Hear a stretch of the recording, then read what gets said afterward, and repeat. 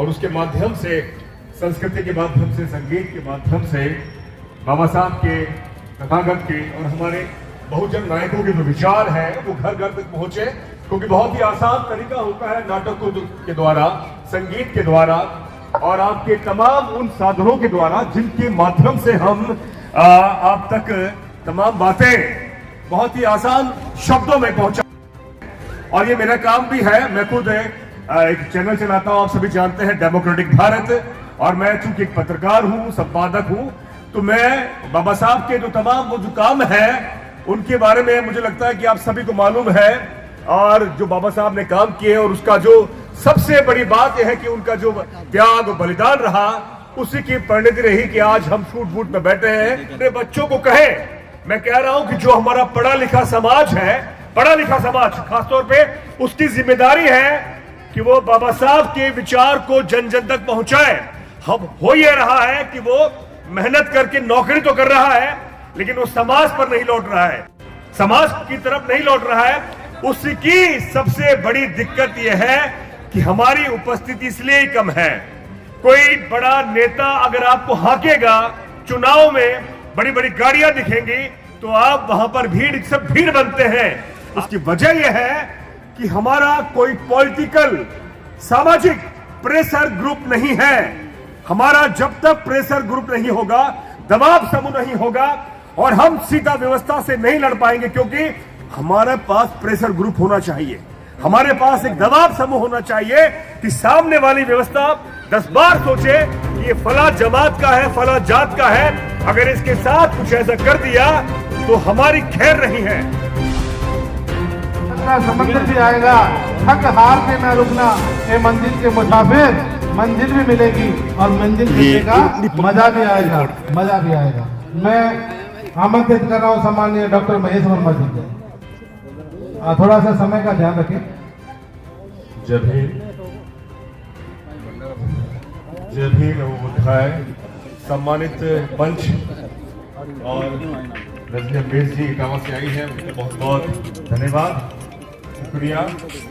आज के इस संगीत में कार्यक्रम में जब मैं थोड़ी देर बाद बात करूंगा, पहले मैं खुद संगीत का शौकीन हूँ, गाता भी हूँ, तो मैं भी उसी संगीत में यादों में खो गया था। साथियों, आज का जो दिन है हमारे लिए, इस 7 दिवसीय कार्यक्रम में हम भीम गाथा जो हम प्रस्तुत कर रहे हैं, और उसके माध्यम से, संस्कृति के माध्यम से, संगीत के माध्यम से बाबा साहब के, तथागत के और हमारे बहुजन नायकों के जो विचार है वो घर घर तक पहुंचे। क्योंकि बहुत ही आसान तरीका होता है नाटकों के द्वारा, संगीत के द्वारा और आपके तमाम उन साधनों के द्वारा जिनके माध्यम से हम आप तक तमाम बातें बहुत ही आसान शब्दों में पहुंचाते हैं। और ये मेरा काम भी है। मैं खुद एक चैनल चलाता हूं, आप सभी जानते हैं, डेमोक्रेटिक भारत, और मैं चूंकि एक पत्रकार हूं, संपादक हूं, तो मैं बाबा साहब के जो तमाम वो जो काम है उनके बारे में मुझे लगता है कि आप सभी को मालूम है। और जो बाबा साहब ने काम किए और उसका जो सबसे बड़ी बात यह है कि उनका जो त्याग और बलिदान रहा, उसी की परिणति रही कि आज हम सूट बूट में बैठे हैं। हमारी महिलाएं आज अच्छी तरह सज धज के आई है, बड़े गौरव की बात है।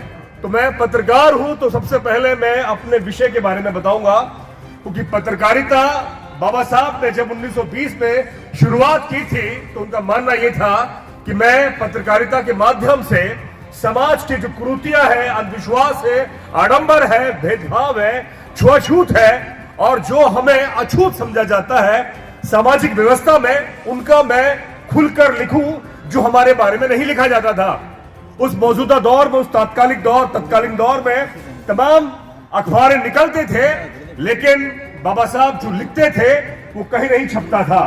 तो बाबा साहब ने 1920 में जब अपना पहला अखबार, पहली पत्रिका मूक नायक निकाली, तो आप ये समझे कि समाज में वो क्रांति आई कि कोई है जो हमारे दर्द को बयां कर रहा है, कोई है जो हमारे दंश को बयां कर रहा है, कोई है जो हमारी क्रांति को जगह दे रहा है। तो आप देखें कि आज के इस दौर में मैं बड़ा, जब सुबह में तकरीबन 10:30 पौने 11 बजे यहाँ पर आया और 11 बजे का समय था, मैं उस समय थोड़ा चिंतित था और अभी भी चिंतित हूं क्योंकि इतनी बड़ी आयोजन हो रहा है और इतना अच्छी व्यवस्था की गई है।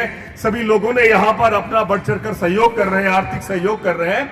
लेकिन सवाल ये उठता है कि जिन व्यक्तियों के लिए हम ये प्रोग्राम कर रहे हैं उनकी उपस्थिति बहुत कम है, क्योंकि मुझे लगता है कि आज हम लोग सब पढ़ लिख कर इस मुकाम पर पहुंचे हैं, लेकिन हमें अभी बहुत लंबा रास्ता तय करना है, क्योंकि इस रास्ते में बहुत रोड़े हैं। क्योंकि आगे अभी बहन जी ने कहा, अभी रजनी जी ने, कि शायद अगर ये कोई किसी भजन मंडली का कार्यक्रम होता तो शायद इस प्रांगण में जगह नहीं होती और अखबार में, मीडिया में और आपके द्वारा इस तरह से प्रचारित किया जाता और आप भी अपने आस पड़ोस के लोगों के लेकर आते हैं।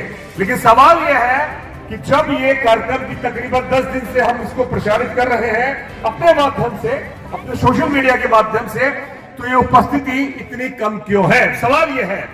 देखिए, मैं फिर कह रहा हूं कि मैं आज के दौर की बात कर रहा हूं कि आज हमें क्या बदलना है और क्या होना चाहिए। बाबा साहब ने जो काम किए उसकी रेलिवेंसी आज हमें देखने को मिल रही है और सवाल जो उठ रहा है, सवाल समाज पर हम किस तरह से अपने आप को बदले, अपने बच्चों को कहे।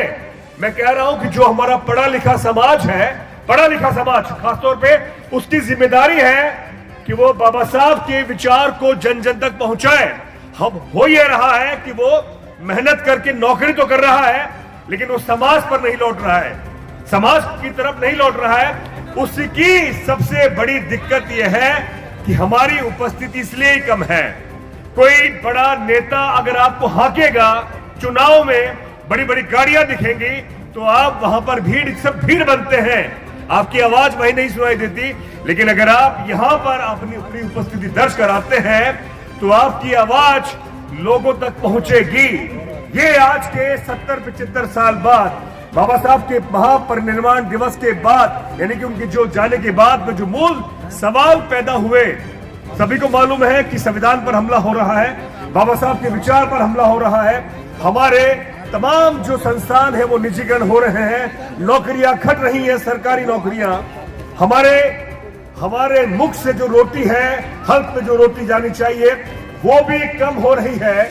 लेकिन उसके बावजूद भी अगर हम अभी नहीं सो के जगे तो मुझे लगता है कि इससे भी बहुत बुरा दौर आएगा,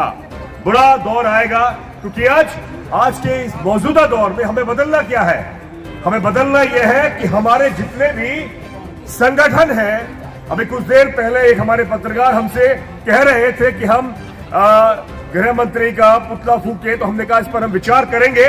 हमने कहा कि हम तमाम जितने भी हमारे संगठन हैं उनको इकट्ठा करेंगे, उसके बाद विचार करेंगे।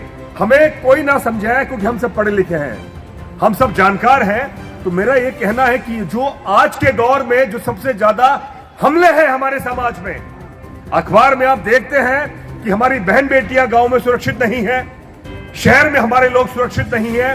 भले ही सरकारी नौकरी हमारा कर्मचारी अधिकारी कर रहा है, वो भी सिर्फ नौकरी कर रहा है। मेरे यहाँ पर प्रोफेसर साहब है, मेरे भाई साहब भी हैं, तमाम वो लोग हैं, साहब हैं, सब जानते हैं कि व्यवस्था में हमारी स्थिति कितनी कमजोर है। उसकी वजह यह है कि हमारा कोई पॉलिटिकल, सामाजिक प्रेशर ग्रुप नहीं है। हमारा जब तक प्रेशर ग्रुप नहीं होगा, दबाव समूह नहीं होगा, और हम सीधा व्यवस्था से नहीं लड़ पाएंगे, क्योंकि हमारे पास प्रेशर ग्रुप होना चाहिए, हमारे पास एक दबाव समूह होना चाहिए कि सामने वाली व्यवस्था 10 बार सोचे कि ये फला जमात का है, फला जात का है, अगर इसके साथ कुछ ऐसा कर दिया तो हमारी खैर नहीं है।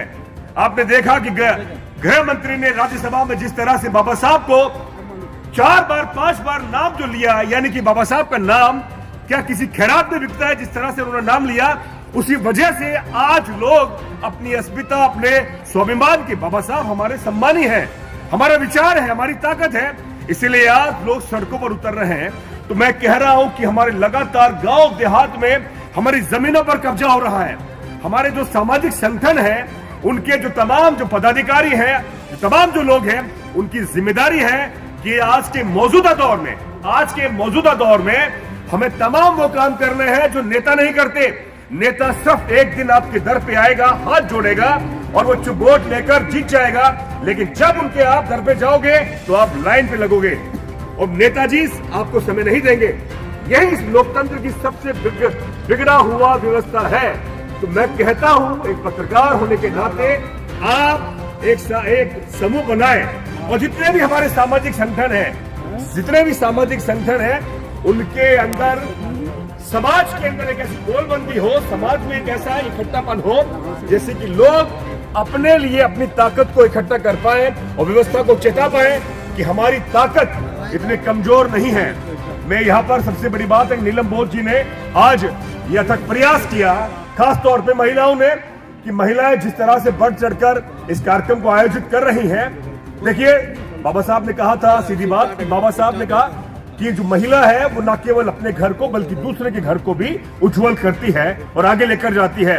और सबसे बड़ी बात यह है कि जिस तरह से रजनी जी जो आज भीम गाथा जो गा रही है, 7 दिन तक गाएंगी, जो संस्कृति है, कल्चर है, उसका सबसे बड़ा जो अगर आगे ले जाने का जो काम होता है वो महिला का होता है, क्योंकि पुरुष पूरे दिन अपने काम धंधे में व्यस्त रहता है। अगर महिला अगर मंदिर में जा रही होगी, ये जितने भी टोने टोट के करेगी, तो स्वाभाविक 100% आपका पति भी वैसा बनेगा, आपके बेटे भी ऐसे बनेंगे, आपकी सास भी ऐसे बनेगी। इसीलिए हमारी जो महिलाएं हैं उन्हें जागरूक होना पड़ेगा। मैं 100% कह रहा हूं कि मैं एक बुक स्टोर चलाता हूं, मेरा भी काम है। मेरी पत्नी जब शादी होकर आई थी, पहले साल मेरी पत्नी ने करवा चौथ किया था और कम से कम 2000 रुपए का एक लकड़ी का बहुत बड़ा मंदिर लेकर आई थी। मैंने कोई बात नहीं, करने दो। पहली साल जब वो मेरे संपर्क में आई, आज की डेट है, मेरे बड़े भाई साहब बैठे हैं, मैं किसी भी तरह की कोई पूजा पाठ नहीं करता, मेरी पत्नी नहीं करती, इवन मेरी मां भी नहीं करती। ये ताकत विचार है आपके पढ़ाई लिखाई से और तार्किक होने से। ये जो तर्क है, ये तर्क हमें किसने दिया? बाबा साहब ने। और तर्क दिया वैज्ञानिक दृष्टिकोण। सर्दी है तो हम कोट पहन रहे हैं ना, अगर गर्मी होती तो कोट नहीं पहनते, यही वैज्ञानिक दृष्टिकोण है। लेकिन अगर पंडित जी क्या कहेंगे, नहीं साहब अभी ये बल चल रहा है, ये मूल चल रहा है, ये आडंबर, जो भी कहेंगे, हम उनकी बातों में फंसते हैं। इसलिए मैं फिर कह रहा हूं कि भीम हमारे तथागत के जो विचार हैं उसको इतना सरल बनाया जाए, इतना सरल, इस धम्म को इतना सरल बनाए जिसे गांव गांव ढाड़ी ढाड़ी में हमारे लोग गौतम बुद्ध के विचार को आत्मसात करें और इस धम्म को स्वीकार करें। यह मौजूदा सवाल है हमारे। और सबसे बड़ी बात, जैसा भी हमारे अंकल जी रामस्वरूप जी ने कहा कि अलवर में हमारे 2 हॉस्टल बन गए हैं। हम सामाजिक संस्था के साथ साथ हम अपने संस्थान बनाए, अपने स्कूल, कॉलेज, विश्वविद्यालय, हमारे यहाँ पर रिटायर्ड प्रोफेसर हैं, प्रिंसिपल साहब हैं, इनका इस्तेमाल कीजिए। और एक बहुत बड़ा सवाल मैंने पहले भी निवेदन किया था जब आप चुनाव में खड़े हुए थे। सवाल यह है कि हमारा इंटेलेक्चुअल जो पढ़ा लिखा है, प्रोफेसर है, डॉक्टर है, इंजीनियर है, हमारे तमाम वकील हैं, वो उन समाज में जाए, उनकी जिम्मेदारी है। वो 2-2 लाख रुपए तनख्वाह ले रहे हैं, बड़ी बड़ी महंगी शादियां कर रहे हैं। सवाल यह है कि वो समाज में जाना पड़ेगा। समाज में जाए, 1 घंटा 1 महीने में दे, हफ्ते में 1 घंटा दे, और उनको जो भी हमारे जो बौद्धिक लोग हैं, इंटेलेक्चुअल लोग हैं, वो हमारे बच्चों को प्रोत्साहित करें कि आज के मौजूदा दौर में हम किस तरह से और बेहतर संभावनाओं की तलाश करें। जिस तरह से डिजिटल मीडिया आज सबसे बड़ी सूचना की क्रांति, इन 100 सालों में एक बहुत बड़ी क्रांति डिजिटल मीडिया। मेरा वीडियो रोशनलाल जी बना रहे हैं, लाखों लोगों तक ये पहुंचेगा। जो हमारे AI, आर्टिफिशियल इंटेलिजेंस, डिजिटल क्रांति क्या होती है वो हमारे लोग कम जानते हैं। हजारों करोड़ों रुपए कमाया जा रहा है इस पर, लेकिन हमारे लोग हॉस्टल में जो बच्चे पढ़ रहे हैं, IAS 1 बनेगा, RS 1 बनेगा, लेक्चरर 1 बनेगा, लेकिन ऐसे कई काम हैं जिसको हमारे बड़े इंटेलेक्चुअल लोग वहां पर आए, प्रोत्साहित करें। यह है आज के मौजूदा दौर के सवाल। और सबसे बड़ी बात मैं फिर कहूंगा, हमारे जितने भी राजनेता हैं उनका हाथ जोड़ना बंद करें। होता यह है कि वो सोचता है कि जनता को हमारी गरज है।